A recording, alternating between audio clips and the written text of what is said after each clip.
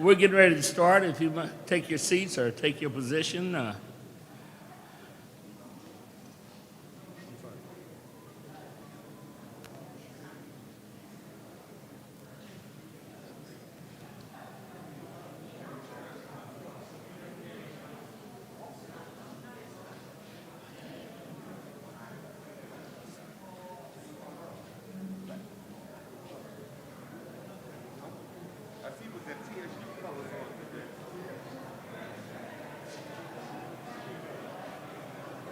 buddy. You good?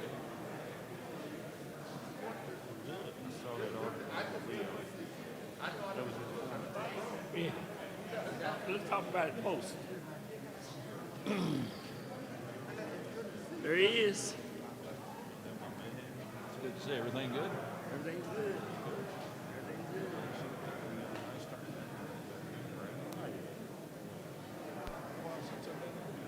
Is it? Yeah.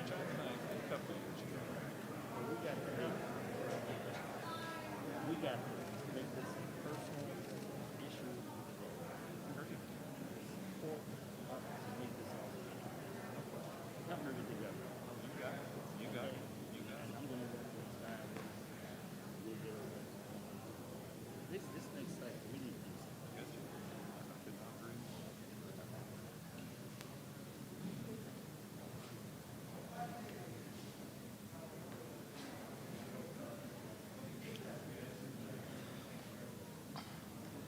Ladies and gentlemen,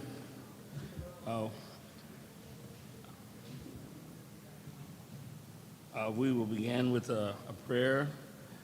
I would invite Reverend Dr. Valerie Washington, Hewlett Temple, to come forward, please.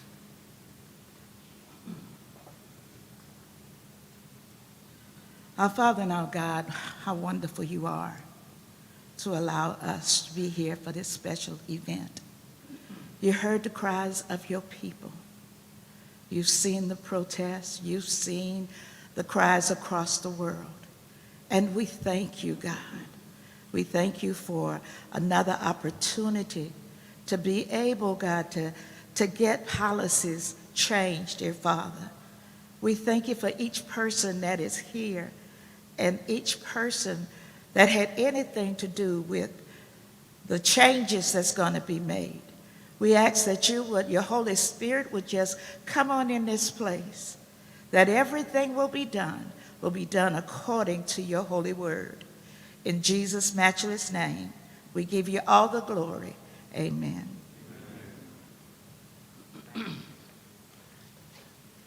Thank you, Reverend Washington. First of all, for those who don't know me, my name is Gerald Neal. I represent the 33rd Senatorial District, and for those who don't live here, and particularly the first-timers, welcome to the 33rd Senatorial District.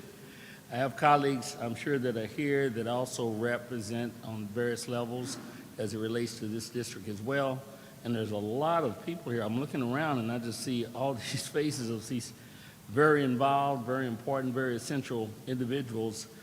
So I'm going to probably mess up as I go around, but I do want to acknowledge my mayor, Mayor Beshear.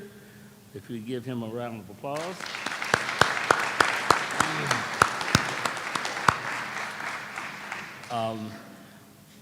I'm going to save one for the person that whose event this really is in just a moment. There are others in this room, there are colleagues from the House of Representatives. If you would indicate where you are. We have Leader Joni Jenkins. We have caucus leader in the House, Derek Graham, Representative Stevenson. I think I saw a few more. Oh, my good friend, Representative George Brown. I probably missed, and my good friend, Senator, see, I hesitated on that because Mike Wilson was one of those guys I used to get into a quiet corner with and do deep and heavy policy work. My very good friend, Senator Mike Wilson. And of course, we have, who did I miss?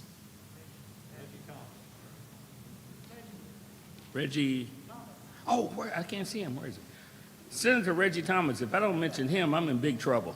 That's our caucus leader in the Senate. And of course, I have to, he'll get introduced as well later, is our leader, Morgan McGarvey. And of course, we have Senator Stivers, the President of the Senate, present with us today as well, for a very important role he's played while we're here as well. So I know I've missed a number of people. I know my good friend, Reverend Elliott, I always call him my leader. He's present here as well, and I'm going to miss some folks, and I ask you to be patient with me with respect to that. I do want to say that this is a very important, I'd say, sticking a pin in a moment that's happening here today, and it's to bring all these very important people and players in what has made this possible is just absolutely astounding to me. I've witnessed a lot of legislative sessions, but I have to say to you, this has been a peculiarly, it's a mixed bag in a way, but at the end of the day, this is one that makes me feel pretty good. I have to say that. The bipartisan interaction and exchange and discussion was extraordinary. The relationship and the articulation between the legislature and the executive branch was very good. Individuals from outside that we reached out to that inputted this process in a very fluid way was extraordinary. So I have to tell you that I'm very happy to be here today. I'm very happy for Senate District 33 and for all of Kentucky for that reason. Without anything else, I'm going to introduce an individual that this is really whose program this is, and that's our governor. Let me say to you that this governor is extraordinary. I've used that word twice today.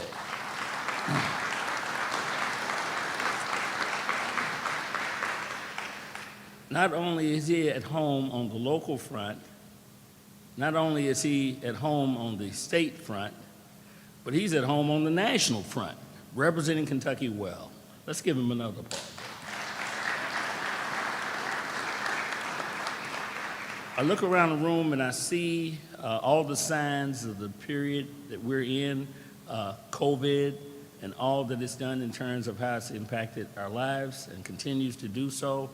And I have to give a nod again to our governor because of the extraordinary positions that he's taken, the extraordinary leadership that he's provided, and the steeliness of maintaining that, even in a sea of dynamic and contradicting forces. But he's been a steady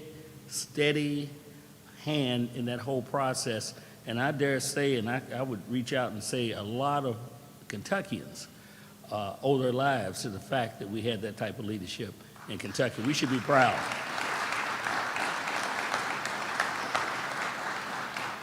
Now, I could go on with a lot of other matters because a lot of the legislative matters that we deal with, obviously, between the leadership primarily, and by the way, the governor's office is always open anyway, but that interaction has brought us to this moment as well, and I want to thank the governor for that leadership as well. So I'm going to quit right there. You all have been seeing him all over the airways and so forth, so you probably know some things I don't know as well. So without saying further, Governor Andy Beshear.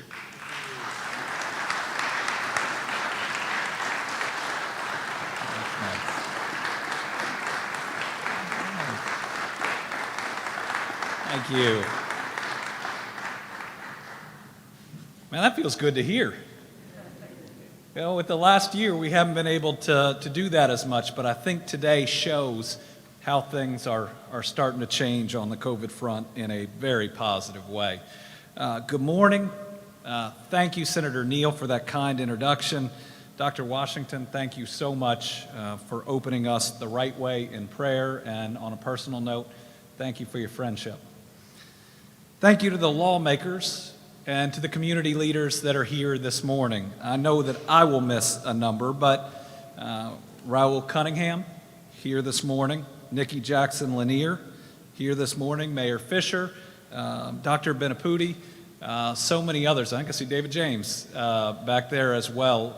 Thank you for your leadership. Mike O'Connell is here. I think I see Reverend Snarden back there too. Thank you for your leadership. And I'm so happy to be back here. Just 2 weeks ago, we were here with a whole room of faith leaders, pushing out the successful rollout of safe and effective COVID-19 vaccines.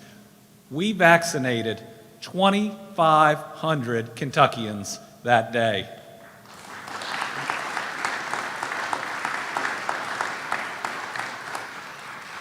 I see so many of the same faces whose leadership made that happen, whose hard work protected the lives of their flock and Kentuckians around them. I cannot express my gratitude. And everybody else, I hope you've scheduled your shot of hope. We will defeat this pandemic. Please encourage people to get that vaccine. We're here today to talk about a brighter, better future, and how new legislation that I'm signing into law today will help us build the better Kentucky we want for all of our people. Kentucky can only be its strongest when everyone has real opportunity. Kentucky can only be its best when everyone is truly valued. And Kentucky can only be just when everyone is seen, everyone is heard, and no one is left behind. The measures that I am signing today garnered bipartisan support in this divided world.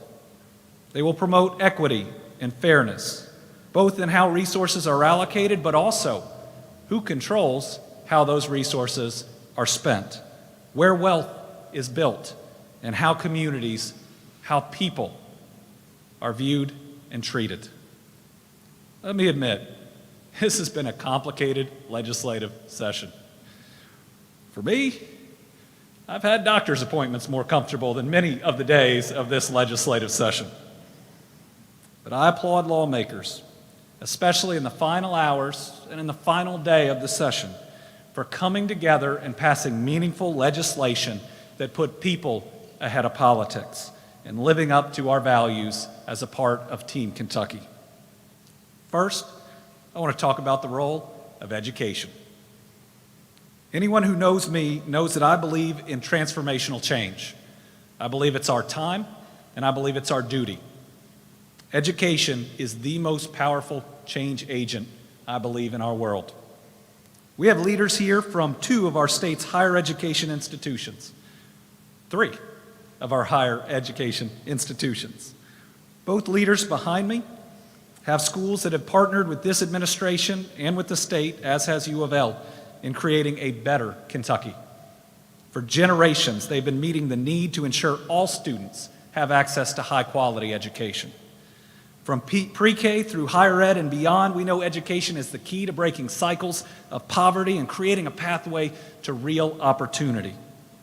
This week, we moved forward with legislation funding full-day kindergarten. That was a great step.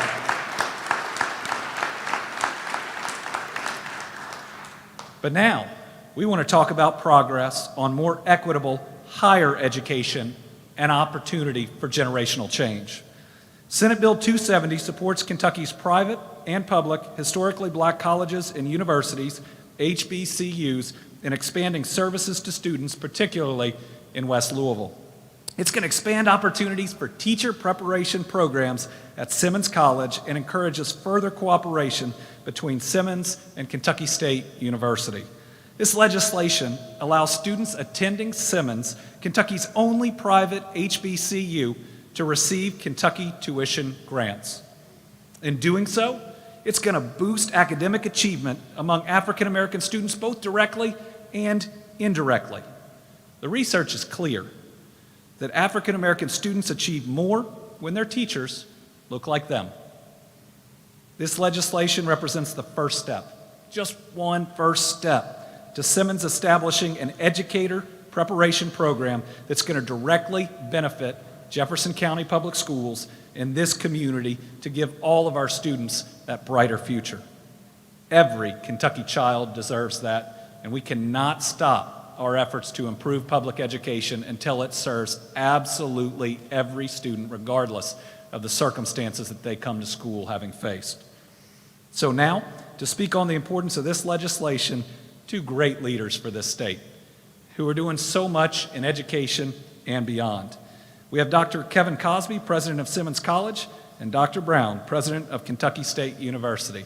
I'll first ask Dr. Cosby.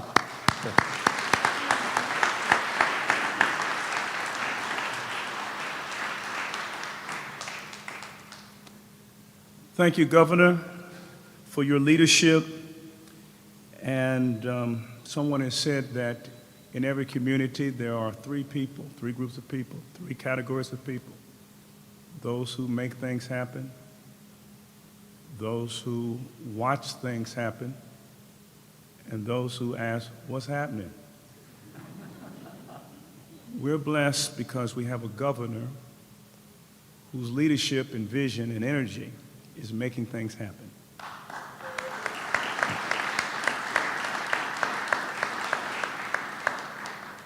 And collaborating with our governor to make this historic legislation happen is our senators. And I want to thank them for making this happen in a bipartisan way. Senator Stivers, thank you for reaching out to me many years ago in your friendship. Senator McGarvey, thank you, sir. Senator Neal, someone asked me, are you left wing or are you right wing? I'm neither left wing or right wing. I just want the whole bird. And the whole bird has made this historic legislation happen. I want to thank you so very much.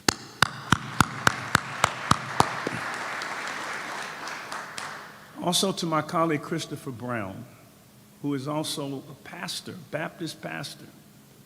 So the two historic black institutions, historic HBCUs, also are pastors of historic black Baptist churches.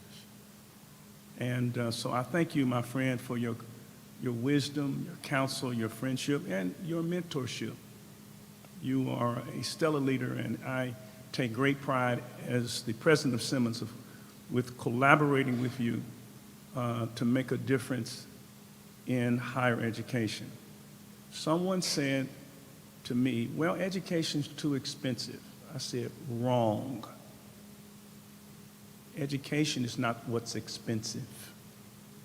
Ignorance is what's expensive. The data shows that the more education you have, the higher your income level is. So not to have an education is a form of self-sabotage. And I want to thank the leaders of our state for passing this historic legislation that will allow Simmons College to do what it came into existence for. Since we're in a historic building that celebrates black history, let me read something historic. This book was written in 1916, the year after Booker T. Washington died. Booker T. Washington was the educator, the great educator, post-Reconstruction. And in this book that honors Booker T. Washington, it says this on page 44. This was written in 1916. On its own initiation, the freed race began to found schools to found them in their ignorance. It was a racial groundswell. About 5% of the emancipated people could read and write, and these were not slow to inject the spirit into the rest of their people.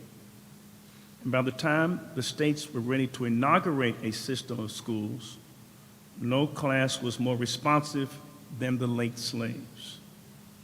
Some of the former slaves who had heard of colleges and universities but never seen either aspired to found such schools, to found them in their ignorance. The most remarkable instance occurred at Louisville, Kentucky, where a group of unlettered ex-slaves met in an old building in August succeeding the close of the war in April 1865. And though bearing the marks of slavery on their bodies and simply knowing that a university meant a place of learning, took steps to begin a school which gradually developed into what came to be known as State University of Kentucky, a large and flourishing college for colored people, which stands today in Louisville with buildings and grounds in the heart of that city. Throughout the years from that early time till now, it has done an excellent work, not alone for the colored race, but for the Commonwealth of Kentucky, and is still a great educational lighthouse to a struggling people. That was written in 2016 when Simmons was named State University. 2 years later, they would rename the school after President Simmons, William J. Simmons. This was written 105 years ago. And today, because of this legislation, Simmons College is still an educational lighthouse for a struggling people. As we move beyond COVID-19, and in light of what took place across our nation with the tragic deaths of George Floyd and Breonna Taylor, it is critically important that we have a reset in our city, state, and nation. And we must have a reset where resets really matter. And this is where resets matter. We must have a reset of our mindset. And the reset in our mindset, especially as it relates to the Black community, is simply this: race is an artificial construct. Race, which attributes value to one group and devalues another group just based on skin color, is an artificial construct. Ethnicity is real. Race is socially constructed. And here is the mindset that we must reset, that we just don't seem to get, that the governor and these legislators have gotten. We just don't get it, and that's the reason we keep making the same mistake, and it seems like racial justice and racial reconciliation is so elusive. Here's the mindset that must be reset. It's not deep. Here it is. Those who are closest to the problem are closest to the solution. If you want to fix West Louisville or any distressed community, empower the people who are in those communities to fix their own problems. And this legislation will do it. So on behalf of Simmons Nation and all those who came before me, beginning in 1865, we say, thank you, the best is yet to come. Go Simmons Nation.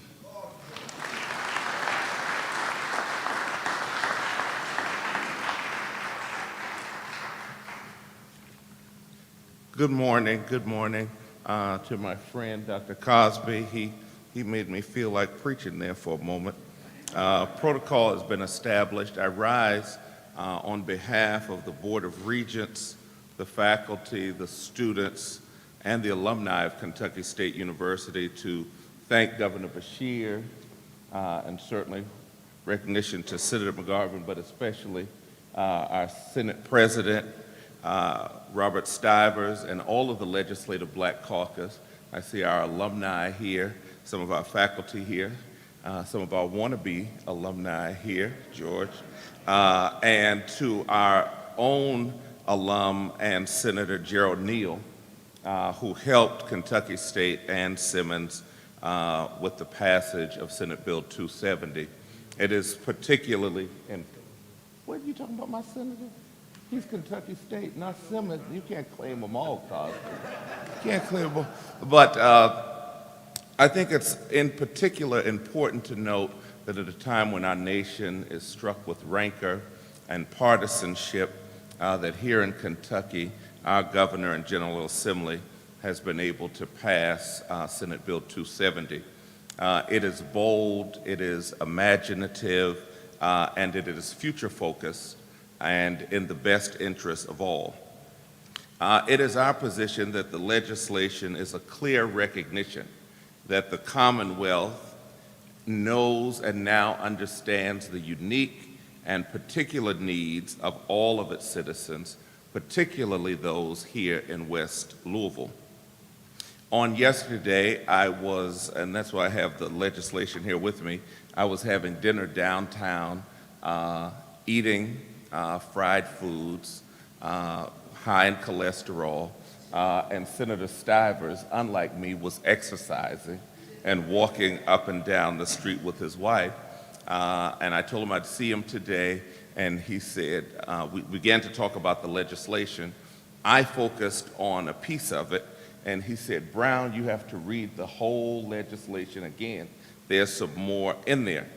And so on last night, I pulled the legislation again, and I was struck actually by how LRC had indexed the bill. Under Senate Bill 270, LRC has 4 indexes. The first is West Louisville Health and Wellness Pilot Project. The second is West Louisville Historically Black Colleges and Universities Pilot Project. The third is Kentucky State University West Louisville Health and Wellness Pilot Project. And the fourth is Kentucky State University West Louisville Historically Black Colleges and Universities Pilot Project. This is important because E. Franklin Frazier said that there are 3 institutions central to the success of the black community. The first is the black family, the second is the black church, and the third is the black college. With this legislation, the state has issued a mandate and a charge for the state's only public HBCU and its only land-grant institution to bring to bear all of our resources in West Louisville, to assist in the rapid production of teachers for our hard-to-staff schools, to assist in increasing the preparation of K-12 educators and administrators, especially African Americans, and then the biggies, to partner in Louisville with Simmons College to bring and deliver Kentucky State's academic offerings in West Louisville. We have been charged to bring education to the front door. Individuals do not have to leave their community to advance. They can grow where they are and serve where they live. Kentucky State, with this signing, will be authorized by the legislature to accept transfer credits from Simmons, eliminating what has been a huge barrier for us. And students who attain the associates will now be able to come to one of the state's public institutions for their bachelor's, master's, and beyond. And more importantly, we will work with CHFS and our Ag Extension to address health services, employment, holistic family services through the Neighborhood Place program, and to address the issue of food deserts. Senate Bill 270 for us is a game changer. If there's a soundbite, let me say that again. Senate Bill 270 is a game changer. With the stroke of a pen today, the Commonwealth will have put its money where its mouth is. We will no longer be asking our citizens to pull themselves up by their bootstraps when we know they don't even own shoes. We will be offering a helping hand in standing up, walking forward, and being successful members of the community. This bill, Governor, we owe you a salute, and senators, is the best in state government.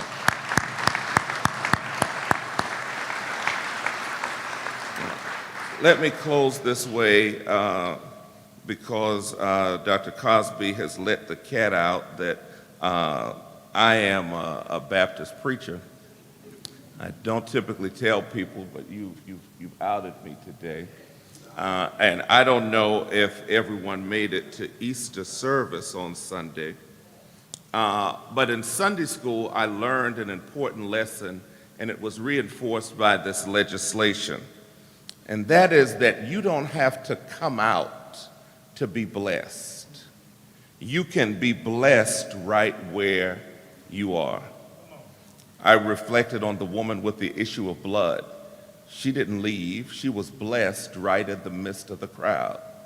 I think about the Hebrew boys, Shadrach, Meshach, and Abednego, who were blessed in the midst of the fiery furnace. Daniel, who was blessed in the midst of the lion's den. The woman of Samaria, who was blessed right there at the well. And for those who missed Sunday, Jesus the Christ, who was in the tomb Friday night and Saturday night, but early Sunday morning, he got up with all power in his hands. And so Kentucky State is excited that Senate Bill 270 allows the citizens of West Louisville to be blessed right where they are. There's no need to move. Kentucky State University will leave Frankfort, and we will come to you. Thank you for this opportunity, Governor.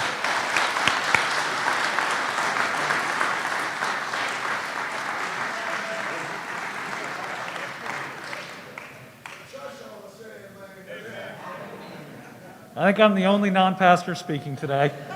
We're now going to sign Senate Bill 270 to put our money where our mouth is. So I'd invite both presidents as well as any of our legislative leadership, and if we have any of the bill sponsors up here, and let's make this law.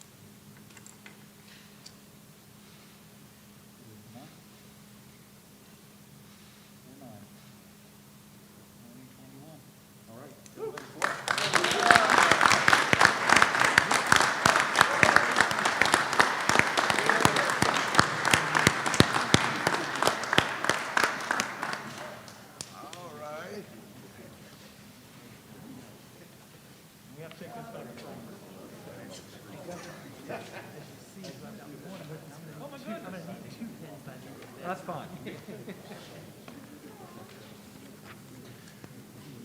Now, I'd be remiss if I didn't mention two folks from my administration that are here with us today. The top appointed official in the Commonwealth of Kentucky, Michael Brown, the Executive Cabinet Secretary.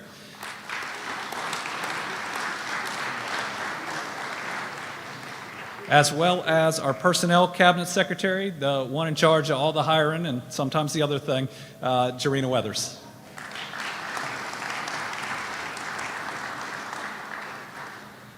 All right, next, let's talk about something that I think Reverend Cosby had started talking about, how we can truly begin to empower this community. House Bill 321 is bipartisan legislation that aims to foster transformational change in West Louisville. Currently, 80 cents of every dollar of revenue developed or generated in West Louisville ends up leaving. This means wealth isn't building up in West Louisville, it's exiting West Louisville. This legislation will create $30 million of initial investment in the West End. That is a good start to address decades of neglect. And who will decide how these funds are utilized? Community leaders who live here. leaders that work here. West Louisville doesn't need outside consultants. People in this room know what the needs are and know how to make the positive change. There just haven't been the resources that the state has dedicated. That begins to change today. This new law will create a tax increment finance district, or TIF, to draw economic opportunities to the West End without forcing displacement, so the West End can maintain its strong sense of community and culture. Now, this legislation isn't perfect. No legislation is perfect, nor was the process in which it was passed, but I had trust that the community leaders here today that are going to make up this board can make it work. And I say I have trust because I've watched it. Many of the people in this room are the leaders that took us from the summer when we had disproportionate death due to COVID and turned it around, that saved lives, that made incredible change in the midst of a pandemic. And if we can do that, we can do this too. We have to invest in our communities that have been left behind for far too long. Whether in Western Kentucky or West Louisville, we want to build communities where our children can learn, where they can live, and where they are excited to raise their families. Now, I want to invite Representative Pamela Stevenson and Senate Minority Leader Morgan McGarvey to talk about this great investment. Senate Majority Leader Robert Stivers, also instrumental in this. He's going to be up on the next bill, and I'm sure can offer comments on this as well. So, Representative Stevenson, first of all, thank you for your passionate work during this session. We are so excited to have you in Frankfort.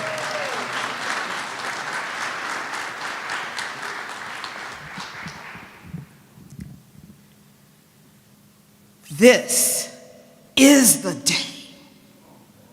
This is the day.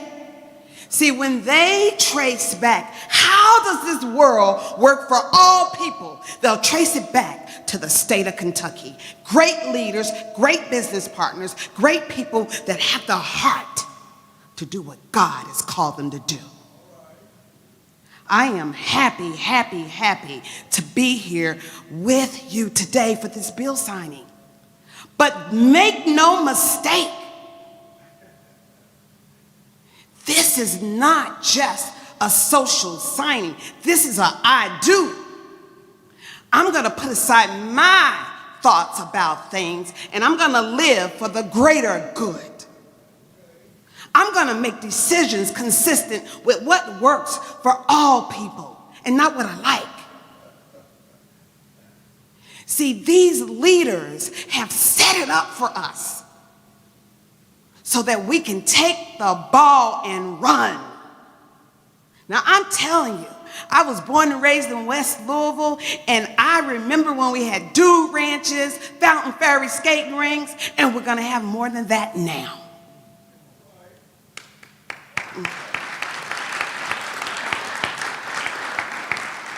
But here's the good news, and a day full of good news. As West Louisville goes, so goes the state of Kentucky, because we will prosper. You can't have a community of 67,000 people not be thriving and expect that the state is going to thrive. We got to do this thing. And so I'm asking everyone that's here, everyone that's watching, everyone that is breathing, be the one that makes this work. We've given you everything you asked for. You wanted an organization that was going to build businesses in West Louisville. Check. You wanted an organization that was going to move people from being renters to homeowners. Check. You wanted to have a voice in what was done in your neighborhood. Check. A board that's 51% West Louisvillians. Check. A governor that cares. Check. Leaders that care. Check. Now the only thing missing is you. Don't tell me you can't do it, because I've seen you do something with nothing, and now you got 30 million somethings. This is just the beginning. It's not the end all be all. It's got some holes, but I know some hole fillers.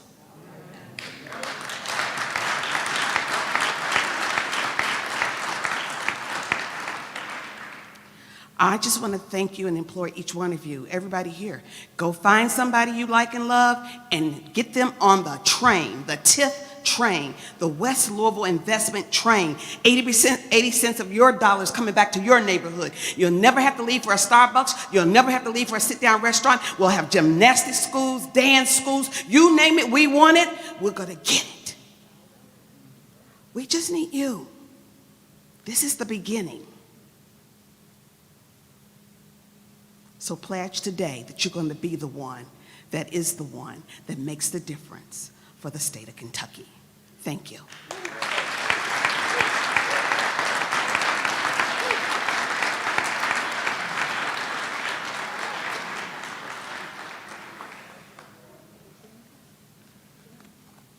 My grandfather said you need to learn something every day. That's what he told me. Today I have learned never to follow two Baptist preachers and Pam Stevenson in a speaking contest. Woo! Pam, you are on fire today just as you were during the entire session. I'll tell you, I don't think anybody in the history of Frankfort has had a better freshman session than Colonel Pam Stevenson.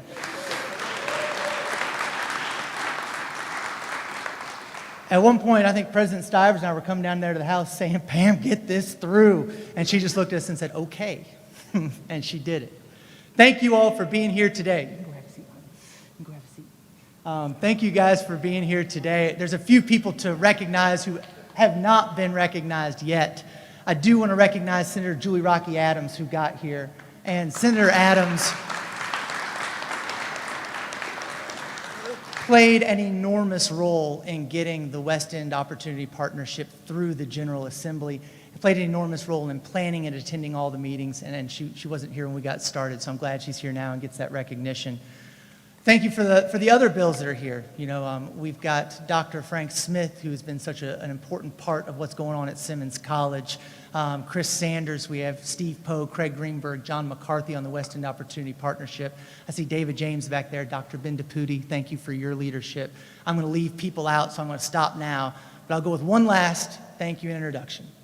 And that is the young woman you just saw up here. I would be remiss if I didn't introduce my daughter, Clara McGarvey, who's with me today. And I'm glad she was, because this is a true story. We're driving down here this morning together. Don't tell JCPS. I thought she'd learn more here today than she might in virtual school. But so here she is, and it's real quiet in the car. And she says, Dad, what are you thinking about? I said, well, honestly, I'm thinking about what I'm going to say when we get down there. And she goes, well, maybe I can help you. I said, okay, let's hear about it. And so in their little civics class this year, they're still watching the Schoolhouse Rock version of how a bill becomes a law. And so she says, I think you should talk about that. And you know what? It got me thinking. That's a great idea. Because that song tells you all about the difficulties of a bill becoming a law. And any of us here, especially in the legislative process, Keturah, you know this, can talk about how difficult it is for a bill to become a law. So oftentimes when you come to a bill signing like this, it marks the end. That bill has traveled all the way through both the chambers and all the legislators and all the interest groups, the people who like it, the people who don't like it, and it's the end. But today is distinctly different because today marks a beginning. Look at Senate Bill 270 with Simmons College. This is a beginning. And what Dr. Cosby, Dr. Brown at K-State, Dr. Smith, what everyone has done is incredible. We have 2 wonderful HBCUs here in Kentucky. But today with that bill, we marked a beginning. We planted seeds in their garden that under their leadership, I'm confident when we're back together 15, 20 years from now, we are going to see the possibilities that have grown from those seeds. Because for Kentucky to truly make that next step, we need strong HBCUs. For Louisville to truly make that next step, we need a strong HBCU in this city. Not just for the people of Kentucky, but for the people of the country and how they view us. It's a beginning. Senate Bill 321, the West End Opportunity Partnership. What a beginning this can be. Sure, as Representative Stevenson said, there's a few holes in it, but we're going to fill them. Because this is going to finally reinvest, and I mean reinvest. This is an area of Louisville that has been home to some of our biggest corporations, but the tax dollars didn't stay here. The money wasn't invested to help the people of West Louisville. What this bill does simply is say, we've heard it. We've heard the calls for change, and understand that we have to have tools that empower the people of West Louisville to invest themselves in themselves, but for the benefit of everyone. And that's what this bill does. Then we have Senate Bill 4. It's a beginning. Doesn't have everything I would want in it, but it says that we've heard calls for justice, and that we know our drug policies, our policing policies must be equitable. And in that sense, it's a beginning too, because it's not just a beginning of the policies that will start. It's a beginning of the recognition of how we see things in Frankfort. It's a beginning, finally, in the Kentucky General Assembly that systemic racism is in fact real, that it is man-made, and that only we can undo it. Look at Senate Bill 270. Do you want examples of systemic racism?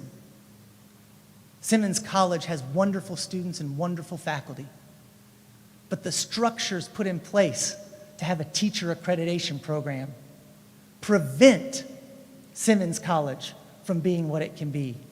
By undoing those, Dr. Cosby, we recognize that while HBCUs are only 3% of college and college graduates in the country, 50% of black teachers come from HBCUs.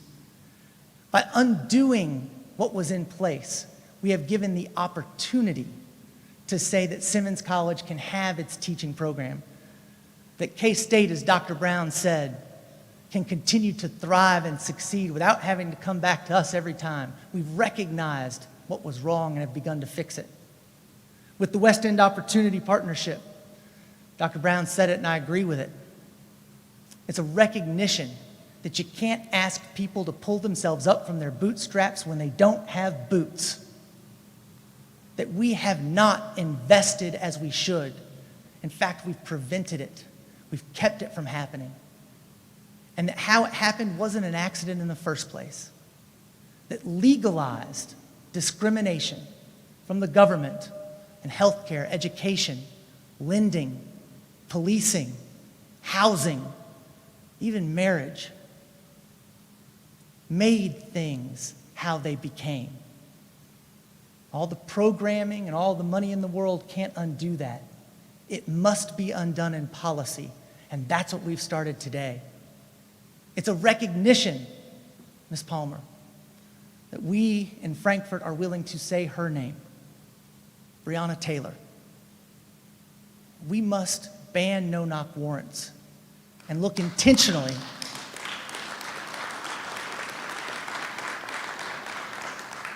at the policies that led to that night. And it's a beginning of something else that hasn't been talked as much or celebrated as much with these bills. Governor, I agree with your assessment. I'll one-up you. Some days of the session felt more like a dentist appointment to me than a doctor's appointment. Yeah. But you know what? At the end, there was a beginning. We saw the General Assembly and the governor's office come together with the American Rescue Plan. These bills were passed in the final days. We saw Democrats and Republicans, and maybe more importantly, urban and rural legislators working together to pass policies, sure, that benefit where we're standing, but that we are truly all in this together. And that if we are going to stay in it together and go forward together, we have to build policies for everyone through the lens of equity that will last long after we're gone.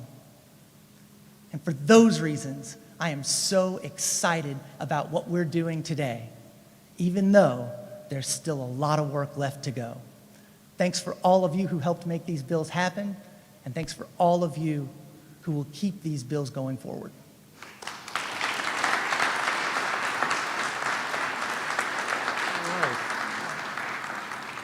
So we now ask those that helped get this bill passed, along with our mayor here in Louisville, who called me personally in support of it, as well as the organizations that under the statute will have a place on the board, like U of L.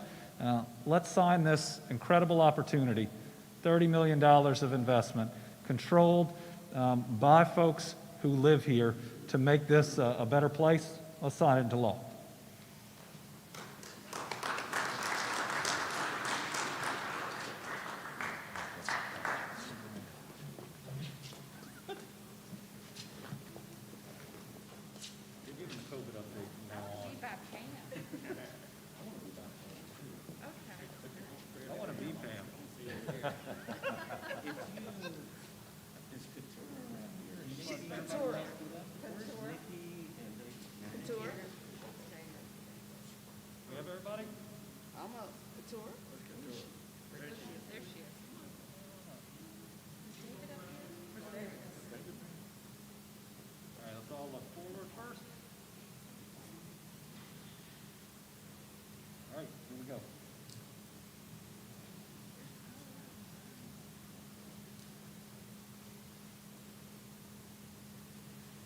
Congratulations.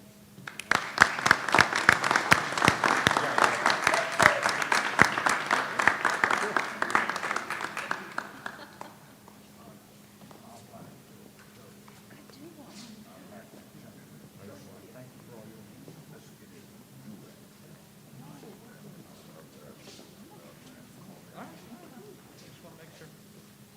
Morgan, did you get a pen? She got a pen. Okay.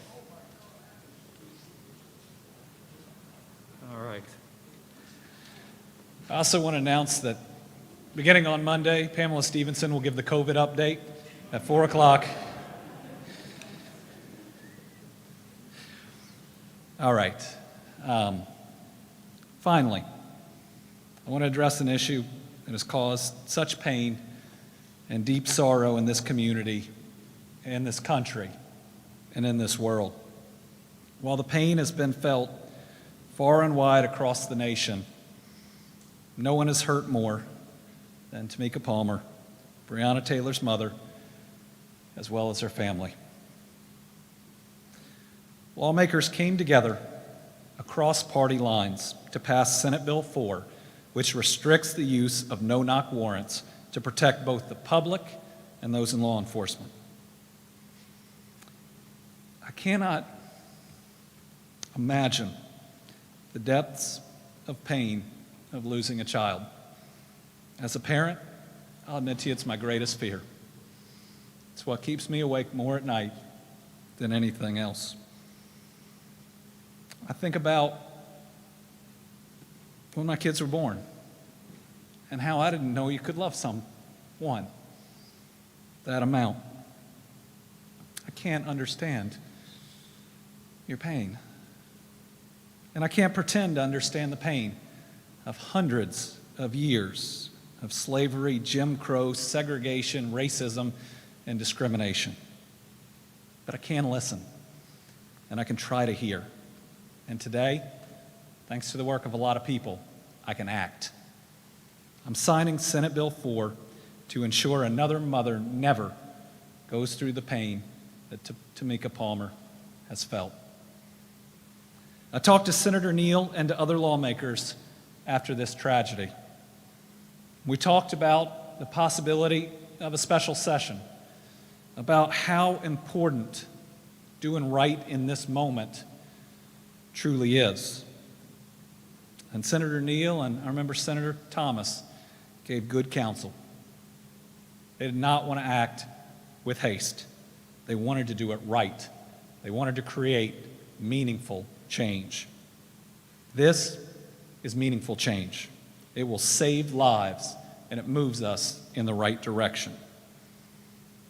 But I am listening, and I know more, much more needs to be done. I know the fight is not over. And as we continue to move forward, we will continue to push. Thank you, Tamika. Thank you to your entire family. Thank you for being willing to give voice in tragedy. And I hope you view today as a homage to your daughter and also to your relentlessness in making sure that she's not forgotten. And today I think we absolutely know that Breonna Taylor is here with us. I welcome Senator Stivers and Senator Neal, two individuals who worked together on the Senate side to make this happen, to elaborate on both how we got here and the need of this bipartisan legislation. Senator Stivers.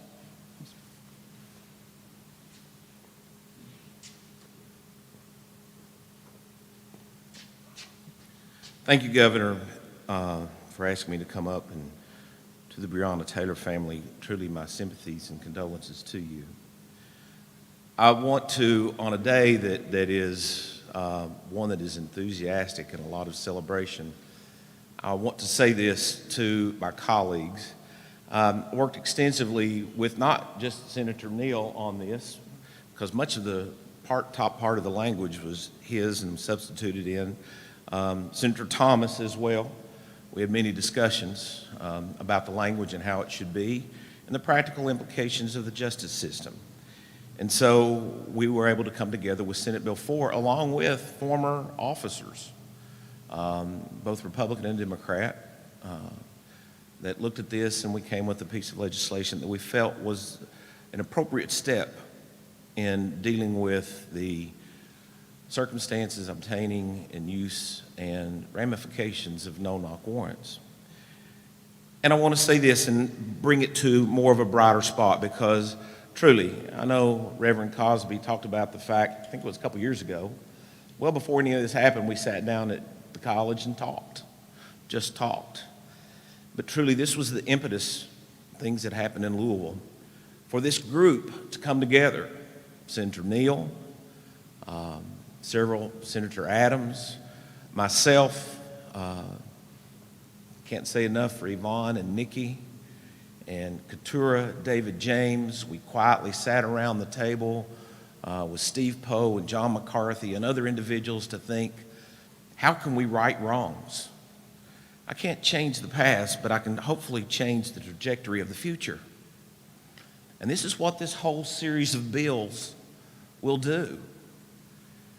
And I know President Brown talked about poverty in a sense of not having shoes or boots to pull up by the bootstraps. Well, when I look at what we've done here today, I can't say that I understand poverty.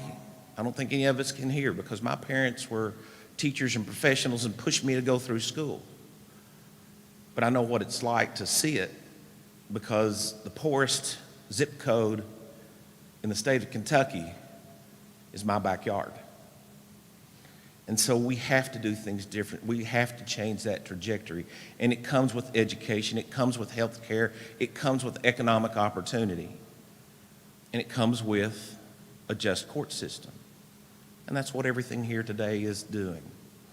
So I cannot say enough for the work of the individuals that came together with Senate Bill 270, with two bills that deal with the West End Opportunity Partnership, and Senate Bill 4, because truly, truly, it will change with this the trajectory of the whole state. And so with a certain sense of pride, a certain sense of enthusiasm, I say it is not the Omega, it is the Alpha. And to the Taylor family, your daughter was part of that Alpha, the change. And I thank you all for being here and truly express my condolences to you all. But with that, I think we need to celebrate.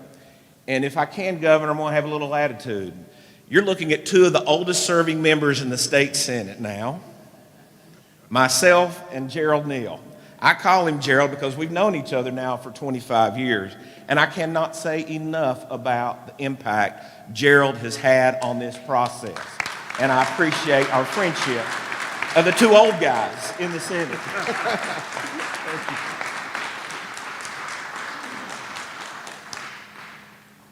Gerald. Thank you, Mr. President. You didn't get that, did you? I want to ask Senator Thomas to come up, if he will. Where are you? Here, why don't you make a comment?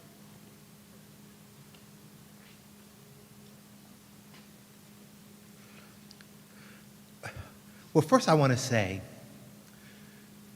that right now all of us recognize that this nation is gripped in anguish and pain as we watch the trial of George Floyd. And what we hope for and what we pray for is that justice will be done and that we can turn the page and begin a new day and a better day.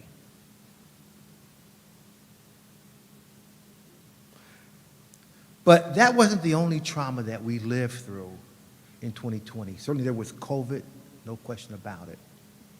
So there was a lot of loss of jobs, and there was a lot of pain there.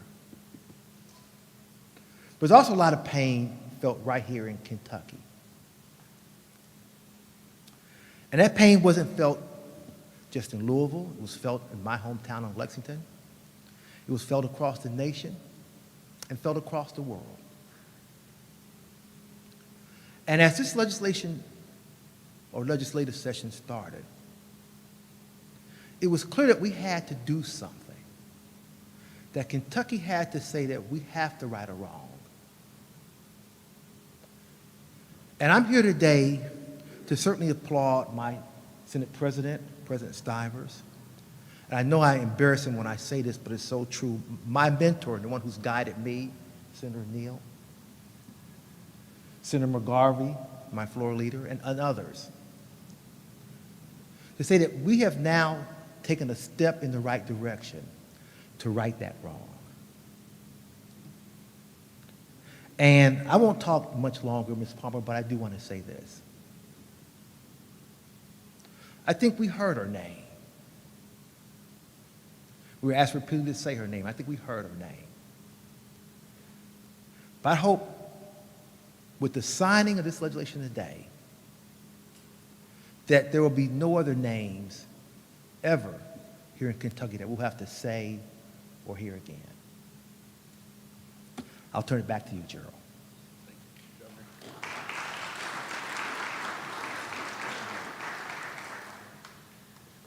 So I'd like to do this bill signing in two parts. First, to honor Brianna, I'd like to invite the family and friends up, and we'll sign the first part of it, and then we'll ask everybody else who worked on the bill to come up and join us as we date it and make it law. So if y'all be willing to join us, we'll sign this into law.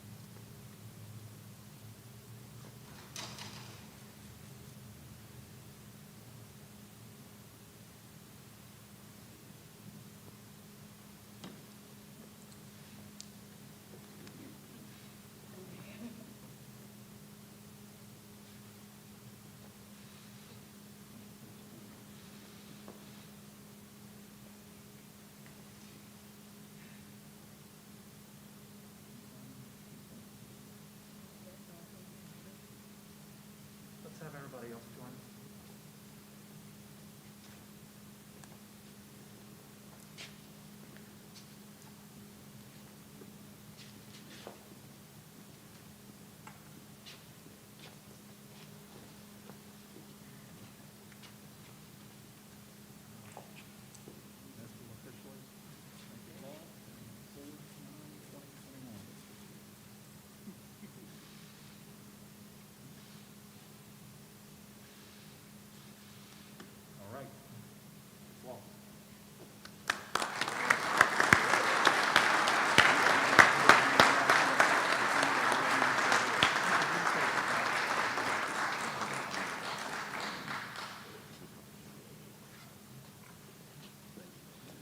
Prior to Senator Neal closing us out, and I truly want to make this a high note and a high point, because there were a lot of other people who were involved in this. And to my good friends at Simmons College and K-State, I have to show President Bendapumi my one mask that I'll wear out. But truly, I want people to understand as this alpha, a beginning. This is a wonderful tool I think that we've created. And it's a little bit odd, a little bit different. But I know that Representative Stevens and the Minority Leader, Joni Jenkins, were instrumental in getting this passed in the last minutes. And it all related to 270 with Senator McGarvey, some of my other colleagues, how we worked together, Senator Adams, myself, Senator Neal, I cannot say enough for, Senator McGarvey about the West End Opportunity Partnership. But truly, there's a lot of other people here that were involved. Nick Lanier, Yvonne Smith, Katura Heron, David James, Steve Poe, Craig Greenberg, John McCarthy. We came here, we listened, we worked. And I think I want the individuals of this community to understand it is a tool that is only as good as the hands it goes in. The initial investment from the city, the state, and private enterprise will be $30 million. But if you understand what a TIF is, we've created a floor. Now, all economic opportunity that generates more tax dollars from here till the end of the TIF, if $10 million of new tax revenues are generated, that means $8 million a year is reinvested into this community. If you reinvest and you make the right decisions and it goes to $20 million, that means $16 million a year till the end of the TIF is reinvested in the community. So with a wonderful board in place that will have to make some tough decisions and understand cash flows and finances and understand, as Gerald always brought me back to, what the community needs and the community input is, it is really a very good day, a new beginning for the West End of Louisville. But the reason I wore this in is because it's a new day and a great day for the state of Kentucky as a whole. United we stand and divided we fall. So to Gerald and all of my colleagues, I cannot say enough for all the things that we have accomplished here. And to the governor and the mayor, it's now up to your appointments to make it work. And I appreciate the cooperation we've gotten from you. And thank you all for allowing us to be here. Gerald.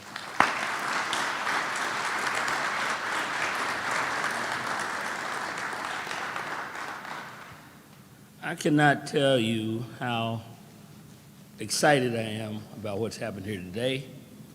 I want to acknowledge one more time the governor of the Commonwealth of Kentucky for his leadership and the advice, the input, the insights that he's provided, and his strength in coming forth with those things that he knows is necessary for a very diverse community called the Commonwealth of Kentucky to come together around legislation. So, Governor, one more time for the governor, please.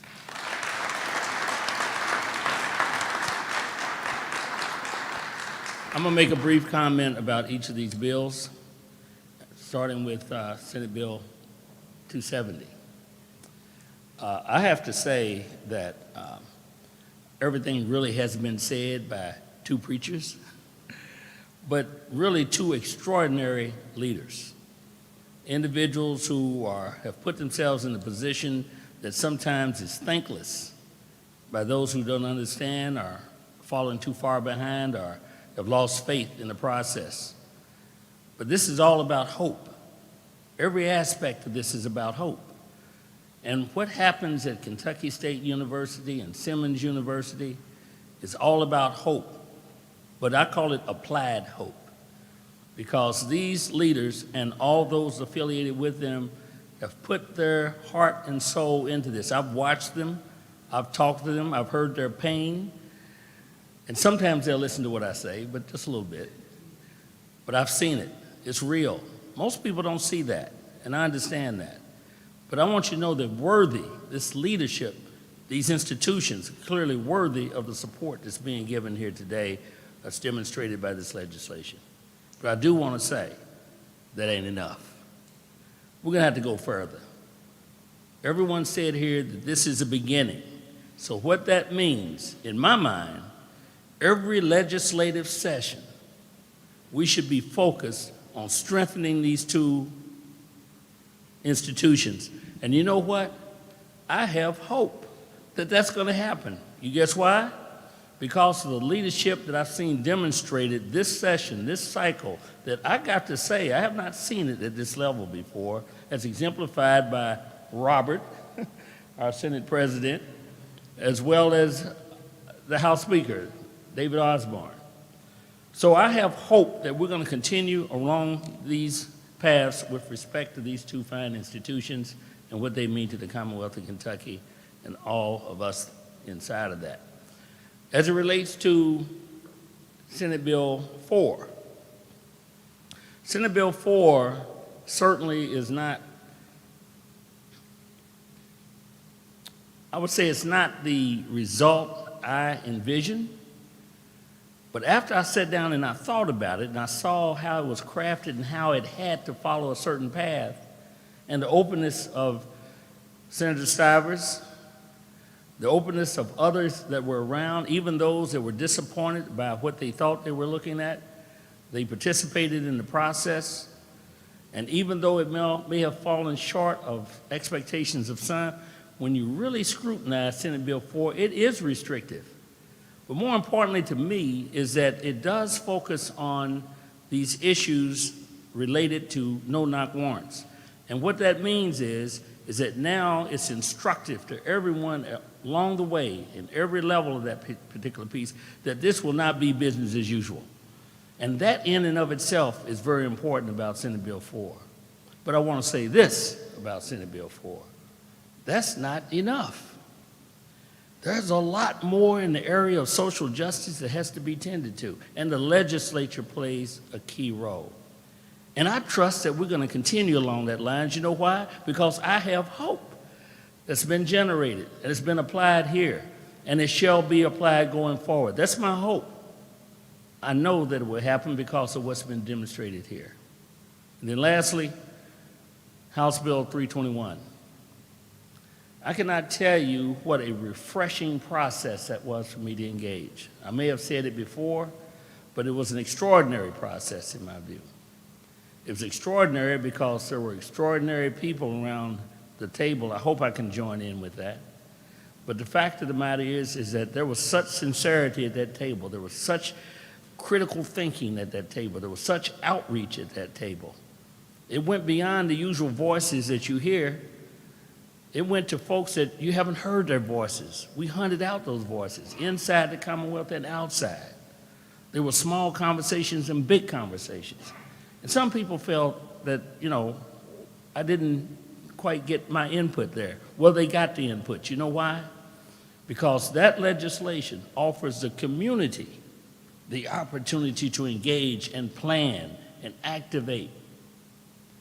So House Bill 321 is very significant. It is not a panacea. It is not. But it is a significant tool, and if done right, if done together, not competing forces, if we come around an area of understanding from step to step and apply what I call applied hope, then we will get there. I got to say, it is not enough. Every legislative session, we should be focused on what's happening not only across Kentucky, because guess what? West Louisville and the rest of Kentucky is Kentucky. And we have to be focused on that. We got to get over our biases. We got to get over our cultural restrictiveness. We got to get into what is in our heart and soul, and that means that we have to do well by each other. That's what this legislation, all of it represents. So with that being said, I want to thank everyone that's taken the time to come here, and I want to say one last word about our mayor. You see, regardless of what we're talking about, you know who the big elephant is in the room on 321? It's the city government. It's the executive. It's the mayor, the decisions he makes, and the Metro Council and the decisions they make. And they've been making some pretty good ones here late, I have to say. The mayor's been making some excellent decisions. Look at what's happening in terms of investment now. Look what's happening in terms of building the infrastructure in our community. Must be there. Everything we talked about crumbles without a sound infrastructure.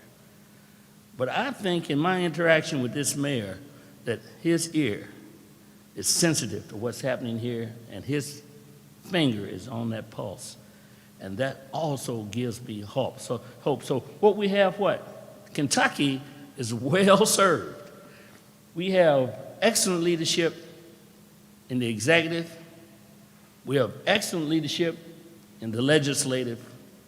And we have excellent leadership on the local government. How can we miss with some applied hope? Thank you, everybody. Thank you very much for coming.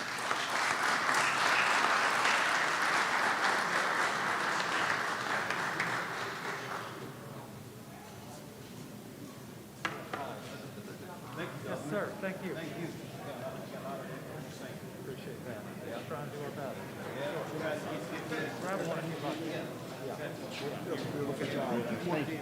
Yeah.